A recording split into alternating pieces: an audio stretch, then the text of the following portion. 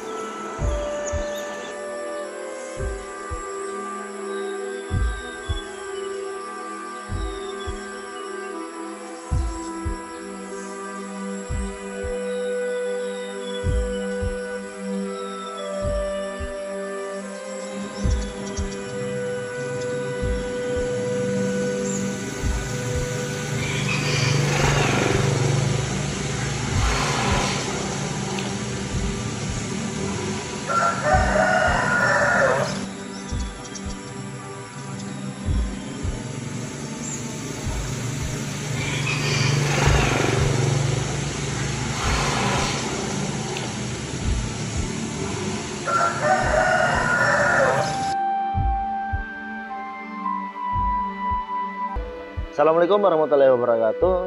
Selamat datang di channel Mitologi Bumi Sulawesi. Saya Iksan Ahmadi yang akan membawakan acara pada episode perdana kali ini. Channel yang bisa menambah wawasan dan informasi yang belum Anda ketahui tentang sejarah, budaya, dan fakta khususnya di Bumi Sulawesi.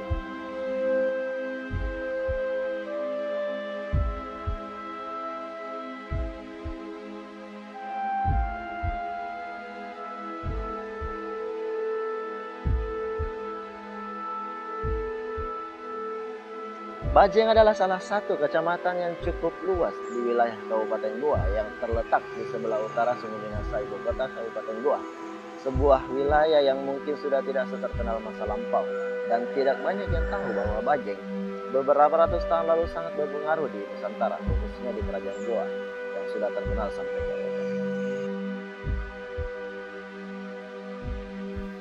Karena wilayah kekuasaan cukup luas yang merupakan otoritas tersendiri sebagai kampung para Tubarani di Goa.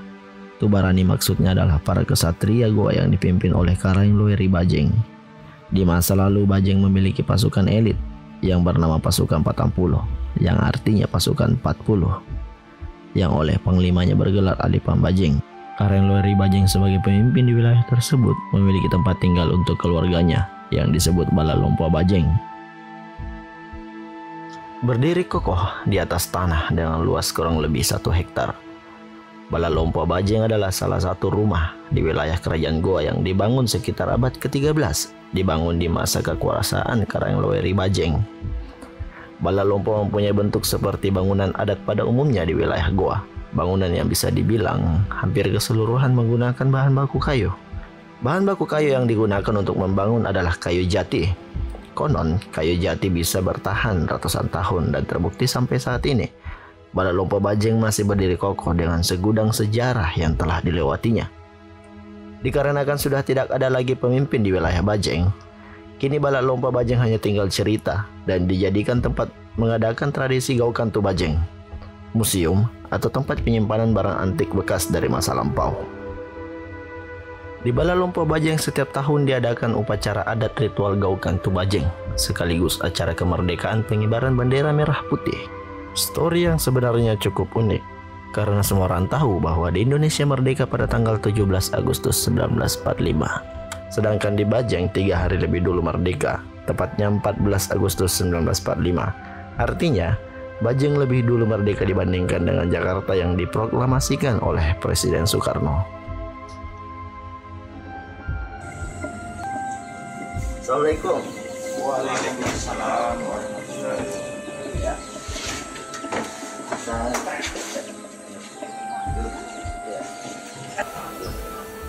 Oke pemirsa, sekarang saya sedang bersama dengan Bapak Hasnam bin Sidullah.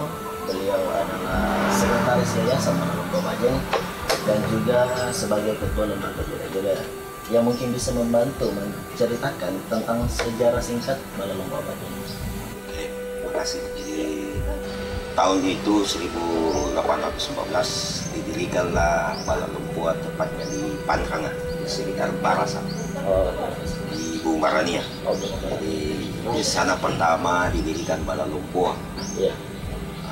Cuma pada tahun itu ada semacam kegiatan, misalnya utusan kerajaan Goa apabila ingin menuju ke Bantai atau Bulukumba, kerajaan-kerajaan selatan, harus turun dari kuda. Kalau melewati Balai Lumpur di Barasa, akhirnya terjadi negosiasi antara pemangku adat Goa dengan Raja Goa, supaya Balai Lumpur di sana harus dipindahkan ke tempat yang lebih tidak mengganggu perjalanan kerajaan Goa ke selatan. Akhirnya digeserlah kerajaan Balai Lumpur di Barasa ke sana, bukan di sini. Belum di sini dulu. Belum, masih di sana. Di sana itu di mana? Di agak ada 500 meter dari sini. Ada ke 500 barat. meter. Iya. Berarti ini sudah pindah berapa kali tempat ya? Kalau di Limbung sendiri sudah 3 kali. Sudah dengan 3 di kali. sini. Ini yang terakhir. Iya. Jadi cuma di sana tepatnya pada tahun 1905 kan terjadi deklarasi singkat. Jadi pembakaran beberapa Balai Lumpur di Selatan, termasuk Goa. Iya. Pernah dibakar. Iya. Ya, termasuk juga di sini. Berarti ini sudah pernah. Di sana. Waktu di sana Iya, pernah terbakar. Pernah terbakar. 1905. 1905. Iya. Terjadi deklarasi singkat oleh Belanda. Alexander Wilson itu kan. Nah, pada tahun itu maka dipindahkanlah ke sini, dibangun oleh Dandim Mangka. Ini tetap bangunan yang terbakar kemarin atau Baru. Bangunan baru? Baru ya. Berarti- Cuma desainnya tetap sama. Oh, konsep dari bangunan itu tetap sama? Iya, cuma alhamdulillah Gaukan masih bisa diselamatkan. Jadi pada saat itu Gaukan sempat diselamatkan oleh Ali Orandin Tonombong, dibawa ke kampung Gondok PP. Ya. Sedangkan Dandim Mangka sendiri ayahnya mengungsi ke Talok, diselamatkan oleh Raja Talok pada saat itu. Setelah aman, akhirnya Alioran dan Tonombong membangun bangunan ini dibantu oleh 40-an rontau. 40-an rontau itu adalah 4 batang banua, 2 galarang, 2 daeng, 2 punggawa, 17 janang, dan 13 rugur.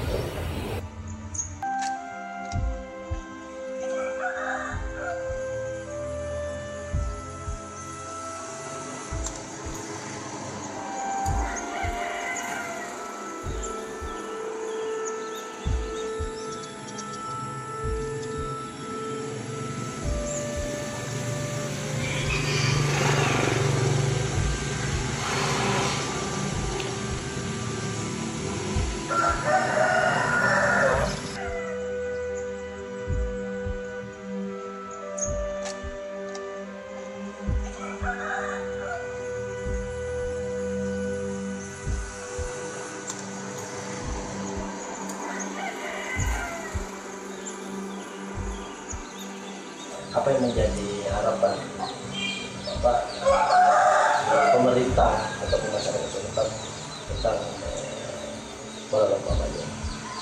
Saya pertama kepada keluarga, jadi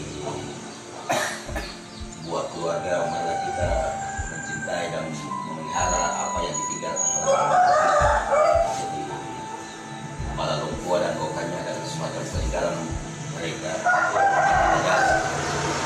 dan mereka adalah tokoh-tokoh yang memang terkenal dulu dan termasuk juga adalah pembawa syariat Islam dari dulu. Jadi mereka adalah orang-orang baik yang memang diutus, dan kita termasuk juga wali-wali Tuhan yang diutus ke sini. Jadi kita bangga sebagai orang Bajing karena Bajing adalah istilahnya Bali. Jadi mana kita menjaga nama kita sebagai Bali.